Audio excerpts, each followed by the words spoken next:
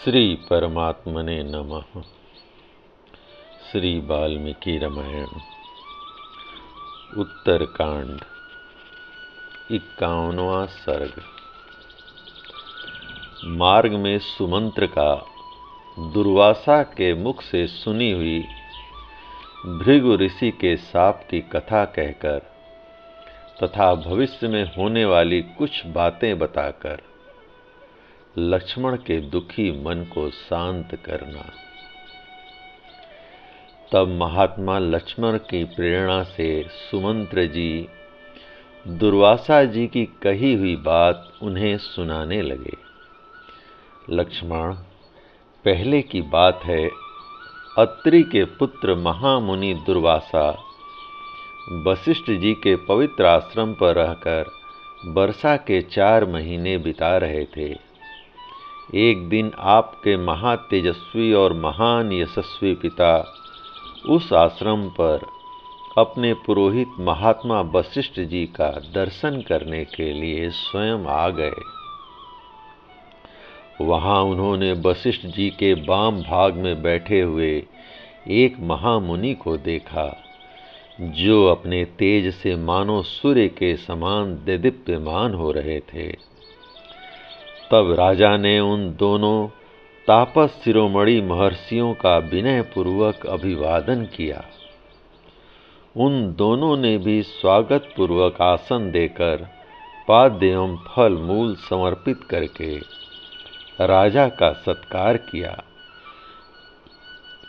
फिर वे वहां मुनियों के साथ बैठे।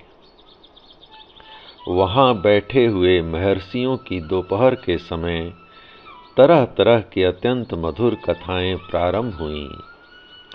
तदंतर किसी कथा के प्रसंग में महाराज ने हाथ जोड़कर अत्रि के तपोधन पुत्र महात्मा दुर्वासा जी से विनयपूर्वक पूछा, भगवन, मेरा वंश कितने समय तक चलेगा? मेरे राम की कितनी आयु होगी तथा अन्य सब पुत्रों की भी आयु कितनी होगी? श्री राम के जो पुत्र होंगे उनकी आयु कितनी होगी? भगवन, आप इच्छानुसार मेरे वंश की स्थिति बताइए। राजा दशरथ का यह वचन सुनकर महातेजस्वी दुर्वासा मुनि कहने लगे, राजन सुनिए।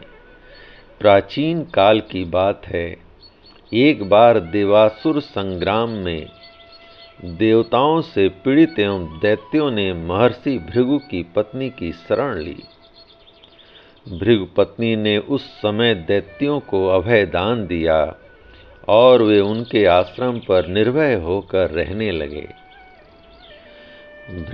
भृगु पत्नी ने दैत्यों को आश्रय दिया है, यह देखकर कुपित हुए देवेश्वर भगवान विष्णु ने तीखी धार वाले चक्र से उनका सिर काट लिया। अपनी पत्नी का वध हुआ देख भार्गव वंश के प्रवर्तक भृगु जी ने सहसा कुपित हो शत्रुकुल नाशन भगवान विष्णु को शाप दे दिया। जनार्दन, मेरी पत्नी वध के योग्य नहीं थी, परंतु आपने क्रोध से मूर्छित होकर उसका वध किया है। इसलिए आपको मनुष्य लोक में जन्म लेना पड़ेगा और वहां बहुत वर्षों तक आपको पत्नी के वियोग का कष्ट सहना पड़ेगा। परंतु इस प्रकार शाप देकर उनके चित्त में बड़ा पश्चाताप हुआ। उनकी अंतरात्मा ने भगवान से उस शाप को स्वीकार कराने के लिए उन्हीं की आराधना करने को प्रेरित किया। इस तरह शाप की विफलता के भय से पीड़ित हुए भृगु ने तपस्या द्वारा भगवान विष्णु की आराधना प्रारंभ की। तपस्या द्वारा उनकी आराधना करने पर भक्त वत्सल भगवान विष्णु ने संतुष्ट होकर कहा, महर्षि, संपूर्ण जगत का प्रिय करने के लिए मैं इस शाप को ग्रहण करता हूँ। इस तरह पूर्व जन्म में विष्णु नामधारी वामन अवतार के समय महातेजस्वी भगवान विष्णु को भृगु ऋषि का शाप प्राप्त हुआ था। दूसरों को मान देने वाले हे नृपश्रेष्ठ, वे ही इस भूतल पर आकर तीनों लोकों में राम नाम से विख्यात आपके पुत्र हुए हैं। भृगु के शाप से होने वाला पत्नी वियोग रूप जो महान फल है, वह उन्हें अवश्य प्राप्त होगा। श्री राम दीर्घ काल तक अयोध्या के राजा होकर रहेंगे। उनके अनुयायी भी बहुत सुखी और धन धान्य से संपन्न होंगे। श्री राम 11,000 वर्षों तक राज्य करके अंत में बैकुंठ या साकेत धाम को पधारेंगे। परंतु दुर्जय वीर श्री राम समृद्धिशाली अश्वमेघ यज्ञों का बराबर अनुष्ठान करके बहुत से राजवंशों की स्थापना करेंगे। श्री रघुनाथ जी को सीता के गर्भ से 2 पुत्र प्राप्त होंगे। ये सब बातें कहकर उन महातेजस्वी महामुनि ने राजवंश के विषय में भूत और भविष्य की सारी बातें बताईं। इसके बाद वे चुप हो गए।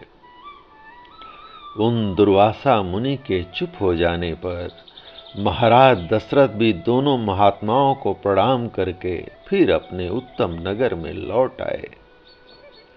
इस प्रकार पूर्व काल से दुर्वासा मुनि की कही हुई ये सब बातें मैंने वहां सुनी और अपने हृदय में धारण कर लिया। इसे किसी पर प्रकट नहीं किया। वे बातें असत्य नहीं होंगी। जैसा दुर्वासा मुनि का वचन है, उसके अनुसार श्री रघुनाथ जी सीता के दोनों पुत्रों का अयोध्या से बाहर अभिषेक करेंगे, अयोध्या में नहीं। नरश्रेष्ठ रघुनंदन, विधाता का ऐसा ही विधान होने के कारण आपको सीता तथा रघुनाथ जी के लिए संताप नहीं करना चाहिए। आप धैर्य धारण करें। सूत सुमंत्र के मुख से यह अत्यंत अद्भुत बात सुनकर लक्ष्मण को अनुपम हर्ष प्राप्त हुआ। वे बोले, बहुत ठीक, बहुत ठीक। मार्ग में सुमंत्र और लक्ष्मण इस प्रकार की बातें कर ही रहे थे कि सूर्य अस्ताचल को चले गए। तब उन दोनों ने केसनी नदी के तट पर रात बिताई। जय राम जी की। इस प्रकार श्री वाल्मीकि निर्मित आर्ष रामायण आदि काव्य के उत्तरकांड का 91वां सर्ग प्रभु श्री राम की कृपा से पूर्ण हुआ। जय राम जी की।